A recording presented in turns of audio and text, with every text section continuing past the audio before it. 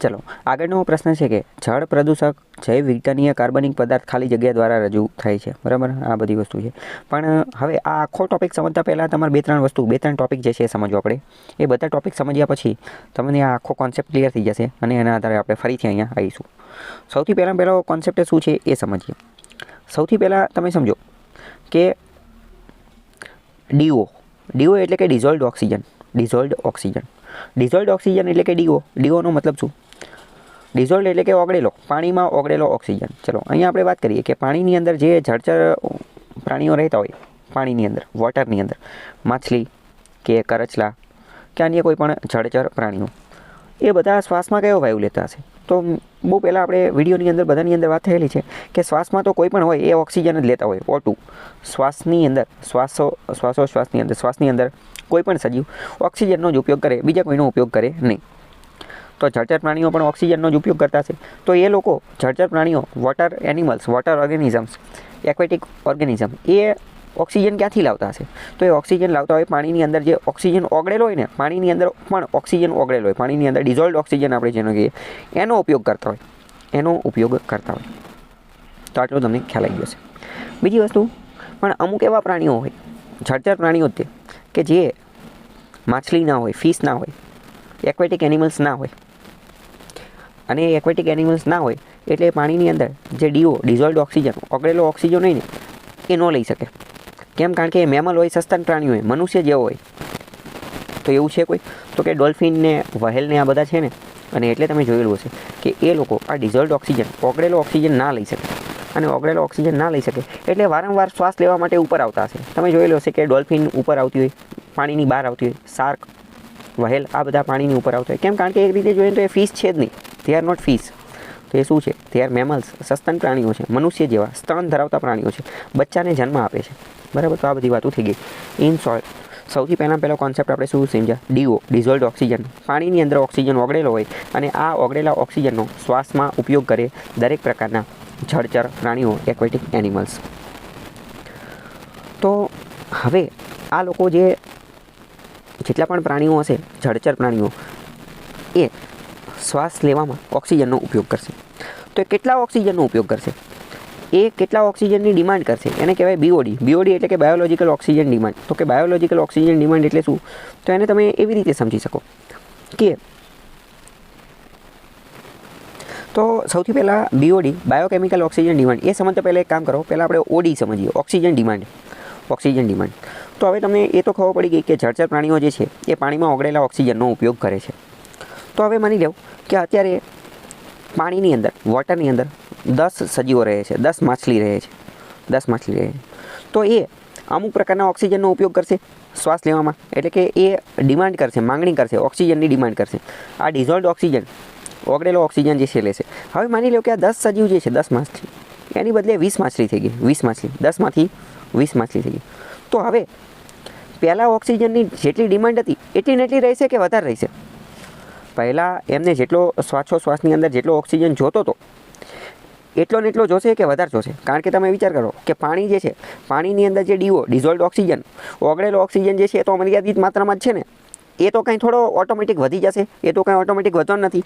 આ 10 માછલીમાંથી 20 માછલી થઈ તો શું એનાથી કંઈ આ ઓગળેલો ઓક્સિજન જે છે એમાં કંઈ વધારો ઘટાડો થવાનો છે? તો કે એ તો એટલો ને એટલો રહેવાનો છે.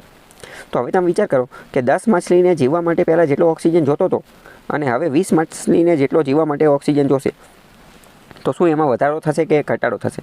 તો ઓબ્વિયસ વાત છે કે પહેલાં 10 માછલીની જેટલી ઓક્સિજનની ડિમાન્ડ હતી એની કરતાં 20 માછલીની ઓક્સિજનની ડિમાન્ડ વધુ હશે, એની માંગ વધારે હશે.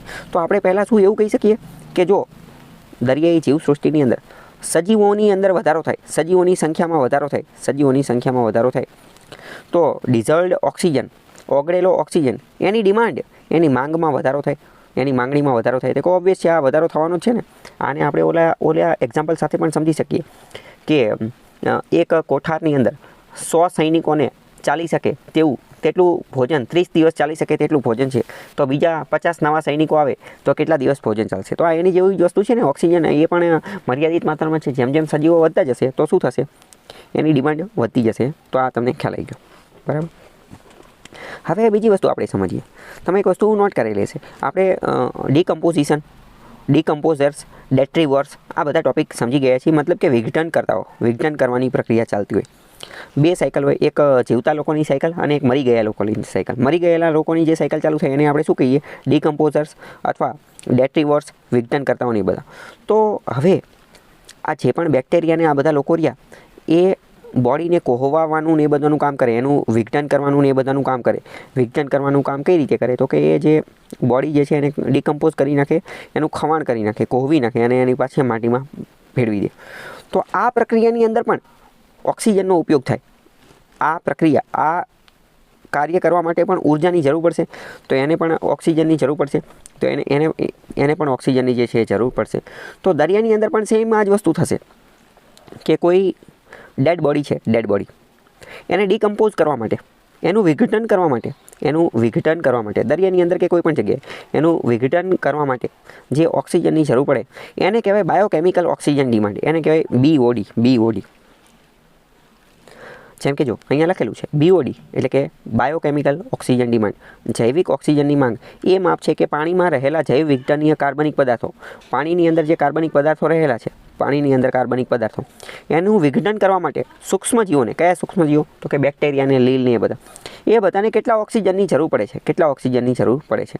ઇન શોર્ટ, પાણીની અંદર જે કાર્બનિક પદાર્થો એટલે કે એબાયોટિક પદાર્થો અથવા કાર્બન ધરાવતા પદાર્થો એનું વિઘટન કરવાનું છે. એનું વિઘટન કોણ કરશે? તો કે બેક્ટેરિયા અને માઇક્રોબ્સ, જે નાના સૂક્ષ્મજીવો હોય એ. તો એને વિઘટન કરવા માટે કેટલા ઓક્સિજનની જરૂર પડે? એ ઓક્સિજનને BOD એટલે કે બાયોકેમિકલ ઓક્સિજન ડિમાન્ડ કહેવાય. આને તમે એવી રીતે યાદ રાખી શકો, કારણ કે જે એ અકાર્બનિક પદાર્થો જે છે, અકાર્બનિક પદાર્થો એનું વિઘટન કરશે તો એમાં કેમિકલ પ્રોસેસ થશે, રાસાયણિક પ્રક્રિયા થશે. તો એટલે જ તો બાયોકેમિકલ, અહીંયા વર્ડ છે ને કેમિકલ. અને આ પ્રક્રિયા કોણ કરશે? તો કે બેક્ટેરિયા ને એ બધા માઇક્રોબ્સ, એ સજીવો છે. એટલે બાયોકેમિકલ ઓક્સિજન ડિમાન્ડ. અને આમાં ઓક્સિજનની જરૂર પડશે એટલે બાયોકેમિકલ ઓક્સિજન ડિમાન્ડ. તો BODનો કોન્સેપ્ટ પહેલાં તમારા મગજમાં ફિટ થઈ જવો જોઈએ. સૌથી પહેલાં આપણે શું સમજ્યા? DO, dissolved oxygen. પછી આપણે સમજ્યા OD, ઓક્સિજન ડિમાન્ડ. અને હવે આપણે સમજીએ છીએ બાયોકેમિકલ ઓક્સિજન ડિમાન્ડ.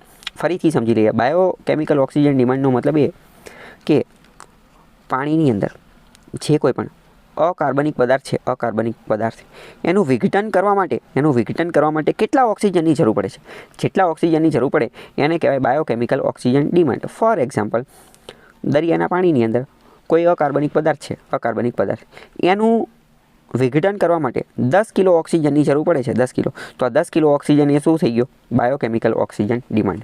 તો BODનો કોન્સેપ્ટ તમને ખબર પડી જવી જોઈએ. હવે આ જે BOD જે છે ને એ પાણીમાં એક રીતે જૈવિક પ્રદૂષણનું માપક છે. જૈવિક પ્રદૂષણ પાણીમાં કેટલું છે ને એ આના BODના આધારે માપવામાં આવે. તમને એવું લાગે એ કઈ રીતે માપવામાં આવે? તો એ આપણે થોડું સમજીએ કે એને કઈ રીતે લેવા દેવા છે.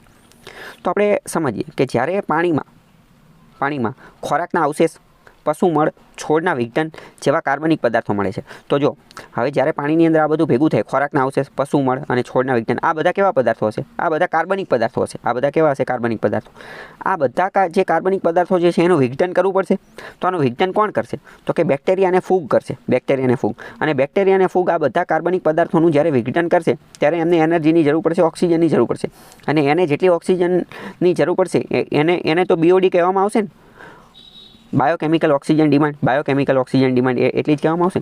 હવે તમે વિચારીને કહો, જો પાણીની અંદર આ બધો કચરો એટલે કે ખોરાકના અવશેષ, પશુમળ અને છોડના વિઘટન આ બધાની માત્રા વધી ગઈ તો BODનું પ્રમાણ વધશે કે ઘટશે? તો ઓબ્વિયસ છે કે BODનું પ્રમાણ વધશે ને. કેમ? કારણ કે પહેલાં ફોર એક્ઝામ્પલ ચાલો આપણે છોડના પાંદડાની વાત કરીએ.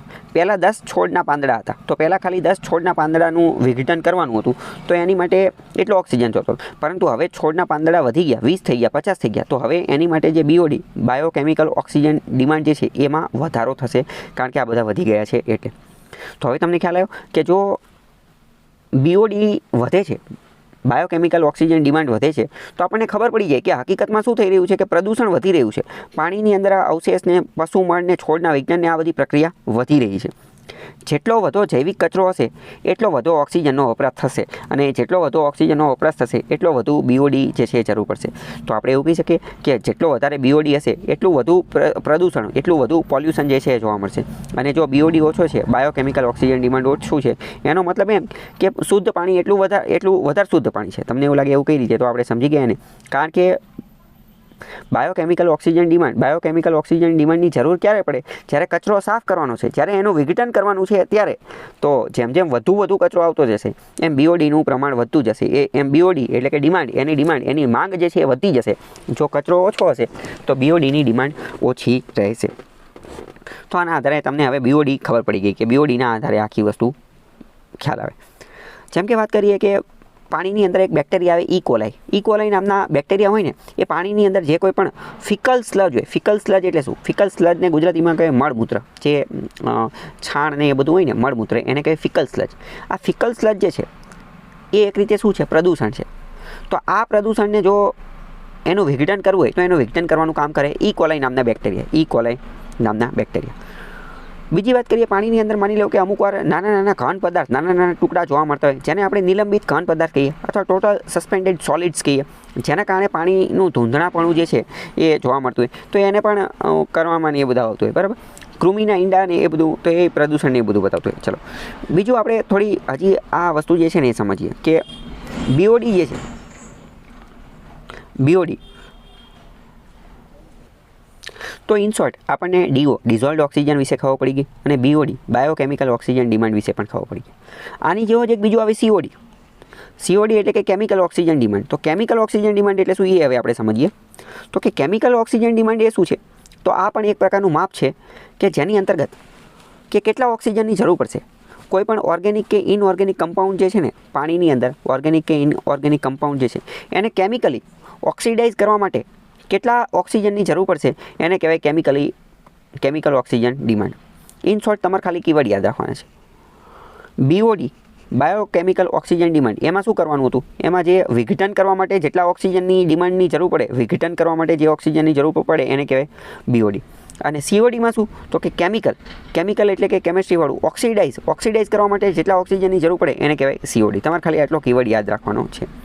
તો બીઓડી અને સીઓડી આ બે વસ્તુ જે છે એ આવતી. હજી થોડું વધારે સમજીએ. ડિઝોલ્વડ ઓક્સિજન આપણે ઓલરેડી સમજી ગયા કે પાણીની અંદર જે ઓગળેલો ઓક્સિજન હોય એને કહેવાય ડિઝોલ્વડ ઓક્સિજન. અને આ ડિઝોલ્વડ ઓક્સિજનની અંદર જે કચરો સાફ કરવા માટે જે ઓક્સિજનની બેક્ટેરિયાને ડિમાન્ડ કરે એને કહેવાય બીઓડી. બીઓડી એક રીતે શું છે? તો કે આ બેક્ટેરિયા દ્વારા વિઘટન કરવા માટે, ડિકમ્પોઝિંગ કરવા માટે જે જરૂર પડે એને કહેવાય. અને આ બધું જે છે એ ઓક્સિજન પર લિટર ઓફ વોટર એના મિલીગ્રામ તરીકે વાપરવામાં આવતું હોય. અને કેમિકલ ઓક્સિજન ડિમાન્ડ જે છે એ એક રીતે એ શું છે? તો એ પણ પ્રદૂષણને માપવા માટેનો જ એક એકમ છે પાણીની અંદર. એમાં શું માપવામાં આવે? તો સીઓડી જે છે એ પણ એક રીતે ઓક્સિજનની ડિમાન્ડ માપવામાં આવે છે કે પાણીની અંદર જે પ્રદૂષણ, જે તત્વો રહેલા છે એનું ડિકમ્પોઝિશન, એનું વિઘટન કરવા માટે કેટલો ઓક્સિજન રહે છે. પણ મોસ્ટ ઇમ્પોર્ટન્ટ શું છે કે સીઓડી રહ્યો ને એ બંનેને ધ્યાને લે. સીઓડી એટલે કે બાયોડિગ્રેડેબલ અને નોન બાયોડિગ્રેડેબલ. બાયોડિગ્રેડેબલ એટલે કે જૈવિક અને અજૈવિક, એવી રીતે સમજી શકો. જૈવિક અને અજૈવિક બંને પદાર્થોના વિઘટન માટે કેટલો ઓક્સિજન જોઈશે એ માપવામાં આવે સીઓડી વડે. જ્યારે બીઓડી, બાયોકેમિકલ ઓક્સિજન ડિમાન્ડ, એ માત્ર અને માત્ર જે બાયોડિગ્રેડેબલ પદાર્થો હોય એનું વિઘટન કરવા માટે કેટલા ઓક્સિજનની જરૂર પડે ને એને જ ધ્યાને લે છે. જ્યારે સીઓડી એ કેમિકલ, તો એ તો બાયોડિગ્રેડેબલ અને નોન બાયોડિગ્રેડેબલ બંને જે પદાર્થો જે છે એના વિઘટન માટે કેટલો ઓક્સિજન જરૂર પડે એને ધ્યાને લે છે. તો આ તમને ખ્યાલ હોવો જોઈએ. ફરીથી એકવાર હું તમને જે છે એ ચલાવી દઉં. જો સૌથી પહેલાં ડિઝોલ્વડ ઓક્સિજન એટલે શું? તો કે પાણીમાં ઓગળેલો oxygen. BOD, biochemical oxygen demand એટલે શું? તો કે પાણીની અંદર જેટલા પણ કાર્બનિક પદાર્થો ઓગળેલા હોય, કાર્બનિક પદાર્થો કયા હોઈ શકે? તો કે મળમૂત્ર હોઈ શકે, ફિકલ સ્લજ હોઈ શકે, વૃક્ષના પાંદડા કે એવું કંઈ હોઈ શકે, અથવા કાર્બનિક કોઈ પણ વસ્તુ હોઈ શકે. એ કાર્બનિક વસ્તુ જે છે, કાર્બનિક વસ્તુ એટલે કે બાયોડિગ્રેડેબલ, એનું વિઘટન કરવા માટે બેક્ટેરિયાને, માઇક્રો ઓર્ગેનિઝમને જે ઓક્સિજનની ડિમાન્ડ પડે એને કહેવાય બાયોકેમિકલ ઓક્સિજન ડિમાન્ડ. અને વિચાર કરો કે આજે બેક્ટેરિયા જે છે એ આમે જે બાયોડિગ્રેડેબલ હશે એનું જ વિઘટન કરી શકશે ને. નોન બાયોડિગ્રેડેબલનું તો એ વિઘટન કરી જ નહીં શકે, તો એની માટે જે ઓક્સિજનની જરૂર પડે એને કહેવાય બીઓડી. પરંતુ કેમિકલ ઓક્સિજન ડિમાન્ડ એટલે શું? તો કે એમાં તો બાયોડિગ્રેડેબલ અને નોન બાયોડિગ્રેડેબલ બંનેનું વિઘટન કરવા માટે જે ઓક્સિજનની જરૂર પડે એને કહેવાય COD. એટલે એક રીતે જોઈએ તો આ બધા એક રીતે BOD અને COD એ એક રીતે પાણીની અંદર કેટલું પ્રદૂષણ છે એ માપવામાં મદદ કરે છે. અને આપણે ધ્યાનપૂર્વક જોઈએ તો ખ્યાલ આવે કે BOD કરતાં COD જે છે એ પાણીના પ્રદૂષણને માપવા માટેનો થોડો વધારે સત્યાર્થતા ધરાવતો અથવા થોડું વધારે સાચી માહિતી આપે છે. કેમ? કારણ કે CODની અંદર નોન બાયોડિગ્રેડેબલ અને બાયોડિગ્રેડેબલ બંનેનું વિઘટન કરવા માટે કેટલા ઓક્સિજનની જરૂર પડશે એ ધ્યાને લે છે, જ્યારે BODની અંદર ખાલી બાયોડિગ્રેડેબલ જ ધ્યાને લે છે. પણ ઇન શોર્ટ વાત કરીએ, જો BOD અને COD વધે છે, BOD અને COD વધે છે, એનો મતલબ શું? એનો મતલબ એમ કે પાણીની અંદર પ્રદૂષણ વધી રહ્યું છે, પાણીની અંદર પ્રદૂષણનું પ્રમાણ વધી રહ્યું છે. કેમ? કારણ કે પ્રદૂષણનું પ્રમાણ વધે તો જ તો એનું વિઘટન કરવાનું થાય ને, અને તો જ તો એના ઓક્સિજનની ડિમાન્ડ વધી રહી છે. તો પ્રશ્ન પૂછાઈ જશે કે BODનું પ્રમાણ વધે છે એ શું ઇન્ડિકેટ કરે છે? CODનું પ્રમાણ વધે છે એ શું ઇન્ડિકેટ કરે છે? એ એવું ઇન્ડિકેટ કરે છે, એવું દર્શાવે છે કે પાણીમાં પ્રદૂષણ વધી રહ્યું છે. તો હવે આના આધારે આપણે એક ક્વેશ્ચન જોઈએ શું કહેવા માંગે છે કે જળ પ્રદૂષક જૈવ વિઘટનીય કાર્બનિક પદાર્થ ખાલી જગ્યા દ્વારા રજૂ જાય છે. એટલે કે જળની અંદર પાણીની, જો અહીંયા ગુજરાતી એકદમ એટલું બોગસ આપેલું છે કે કંઈ ખબર ન પડે. જળ પ્રદૂષક એટલે કે પાણીનું પ્રદૂષણ જૈવ વિઘટનીય એટલે કે બાયોડિગ્રેડેબલ કાર્બનિક પદાર્થ, અને જે કાર્બનિક પદાર્થ હોય એ કોના દ્વારા રજૂ થાય છે? તો એ BOD દ્વારા, બાયોકેમિકલ ઓક્સિજન ડિમાન્ડ દ્વારા રજૂ થાય છે. બાયોકેમિકલ ઓક્સિજન ડિમાન્ડ દ્વારા. અહીંયા COD જવાબ નહીં આવે. COD ઓપ્શનમાં આપેલું પણ નથી, પણ COD આપેલું હોત તો પણ જવાબ ન હોય. કેમ? કારણ કે અહીંયા ખાલી શું કીધું છે? જૈવ વિઘટનીય કાર્બનિક પદાર્થ. જો અહીંયા જૈવ અવિઘટનીય કાર્બનિક પદાર્થ આપેલું હોત તો અહીંયા COD જવાબ આવી જત. COD જવાબ જે છે આવે. બરાબર? તો જળ પ્રદૂષક વિઘટનીય એમાં આ જવાબ હોય. બાકી ઇકોલાઇન એ બધું આપણે જોઈ લીધેલું છે. તો આપણે જે ટોપિકનો અભ્યાસ કર્યો એ ટોપિકને ધ્યાનમાં રાખીને તે એક પ્રશ્ન પૂછાઈ ગયો UGC નેટમાં. A high amount of BOD, biochemical oxygen demand in a water body represent. એટલે કે કોઈ વોટર બોડીની અંદર BOD, બાયોકેમિકલ ઓક્સિજન ડિમાન્ડ એનું પ્રમાણ વધારે છે, હાઈ અમાઉન્ટ BOD જે છે BOD એ વધારે છે, તો એનો મતલબ શું? કે હાઈલી પોલ્યુટેડ વોટર, પાણી ખૂબ જ વધારે પ્રદૂષિત છે. તો પહેલું સાચું છે, કારણ કે આપણે પહેલાં જોયું ને કે BOD, બાયોકેમિકલ ઓક્સિજન ડિમાન્ડની જરૂર ક્યારે પડે? વધુને વધુ પાણી પ્રદૂષિત હશે તો એની અંદર જે વેસ્ટ હશે, બાયોડિગ્રેડેબલ વેસ્ટ હશે, એને ડિકમ્પોઝ કરવા માટે વધુ ઓક્સિજનની જરૂર પડશે. તો પહેલું સાચું છે. બીજું, presence of large amount of organic materials, એની અંદર ઓર્ગેનિક મટીરિયલ્સ જે છે એ પણ વધારે માત્રામાં હશે. તો એ વાત પણ સાચી છે, કારણ કે ઓર્ગેનિક મટીરિયલ્સ જે છે એ વધારે માત્રામાં હશે, તો એને જે છે એ ડિકમ્પોઝ કરવા માટે એટલો ઓક્સિજન જરૂર પડશે. તો એ વાત પણ સાચી છે. ત્રીજું, presence of good amount of dissolved oxygen. જો ડિઝોલ્વડ ઓક્સિજન અને BOD એને કંઈ લેવા દેવા છે જ નહીં ને. BOD, ડિઝોલ્વડ ઓક્સિજન અને BOD એને કંઈ લેવા દેવા નથી. ડિઝોલ્વડ ઓક્સિજનનો મતલબ શું? કે આખા પાણીના તળાવની અંદર અથવા આખી વોટર બોડીની અંદર કુલ કેટલો ઓક્સિજન ઓગળેલો છે એને જ BODને કંઈ લેવા દેવા નથી. BODનું કામ ડિકમ્પોઝિશન, વિઘટન એની હારે લેવા દેવા છે. તો C જવાબ નહીં આવે. A અને B સાચા છે. D જોઈએ. સેવરલી લિમિટેડ એક્વેટિક લાઈફ. સિવિયરલી એટલે કે ખૂબ જ તીવ્રપણે જે છે એ દરિયાઈ જીવન મર્યાદિત હશે. તો એ વાત પણ સાચી છે કે દરિયાઈ જીવસૃષ્ટિ જે છે એ લિમિટેડ, મર્યાદિત હશે. શા માટે મર્યાદિત હશે? કારણ કે BODની હાઈ અમાઉન્ટ છે. પોલ્યુટેડ વોટર છે, તો પોલ્યુટેડ વોટર, પ્રદૂષિત પાણી હશે તો એમાં તો મર્યાદિત લોકો દઈ શકશે ને. ઘણી બધે તો બીજા બધા તો ગાયબ થઈ ગયા હશે, નાશ થઈ ગયા હશે. એટલે એક્વેટિક લાઈફ પણ કેવી હશે? મર્યાદિત હશે. કોઈ અહીંયા વધારે પડતી બાયોડાયવર્સિટી જોવા મળતી નહીં હોય. વધારે પડતી બાયોડાયવર્સિટી જ્યાં સ્વચ્છ હોય, પ્રદૂષણ ઓછું હોય, ટોક્સિક એલિમેન્ટ્સ ઓછા હોય, અહીંયા જોવા મળે, નહીં કે અહીંયા. તો BODનું પ્રમાણ વધારે છે એ દર્શાવે છે કે પાણી પ્રદૂષિત છે. Presence of large amount of organic materials જે છે એની અંદર વધારે છે. ઓર્ગેનિક મટીરિયલ્સ એટલે કયા? ઓર્ગેનિક મટીરિયલ્સ એટલે તો બાયોડિગ્રેડેબલ, અને બાયોડિગ્રેડેબલ જે છે એની માટે તો BODનું જરૂરી છે ને. જો અહીંયા ઓર્ગેનિકની બદલે ઇનઓર્ગેનિક શબ્દ આપેલો, ઇનઓર્ગેનિક મટીરિયલ્સ, તો વિધાન ખોટું પડે. કેમ? કારણ કે ઇનઓર્ગેનિક મટીરિયલ્સ હોય તો એની માટે તો CODની જરૂર પડે. અહીંયા BODની વાત છે. બરાબર? તો આ રીડ બિટવીન ધ લાઇન અને આનું જે કન્ફ્યુઝન જે છે દૂર કરવું પડે. ત્રીજું, ડિઝોલ્વડ ઓક્સિજન કેટલી માત્રામાં છે તો એને કંઈ લેવા દેવા છે નહીં, અને D પણ સાચું છે. જો એ બધું અહીંયા એનો જવાબ પણ આપેલો છે અને એ બધી વસ્તુ સમજાવેલી પણ છે. તો આપણે થોડું સમજવાની કોશિશ કરીએ કે બાયોકેમિકલ ઓક્સિજન ડિમાન્ડ એ ઓક્સિજન બેક્ટેરિયા અને માઇક્રો ઓર્ગેનિઝમને ઇન શોર્ટ ડીકમ્પોઝિશન માટે જરૂર પડે એ. બાકી બધું લખેલું છે, તમે વાંચી શકો છો. ઓલરેડી મેં તમને આખો ટોપિક ચલાવી દીધેલો છે.